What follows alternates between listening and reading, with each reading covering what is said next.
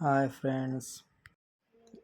ఏదైనా మనసులో బలంగా అనుకుంటే జరిగిద్దంటారు కదా. చాలామంది గొప్ప గొప్ప వాళ్ళు కూడా సాధించారు కదా. కానీ నాకు పెళ్ళైన దగ్గర నుంచి ఒక కొత్త కారు కొని నేను నా భార్యను తీసుకొని హాయిగా షికారుకి వెళ్దాం అనుకున్నాను. 10 సంవత్సరాల నుంచి దాదాపు రోజు అనుకుంటున్నాను. కారు కొన్నది లేదు, షికారుకు పోయింది లేదు. నిన్న కాక మొన్న ఎవరో నా భార్య వయసున్న ఆవిడ పాపం మెట్ల మీద నుంచి జారి పడిందంట, కాలు ఇరిగింది. మనసులో అలా ఊరకనుకున్న నా భార్యకి ఇలా కాలు ఇరిగితే చాలా కష్టం కదా అని. అలా అనుకున్నానో లేదో రెండో రోజే ఇలా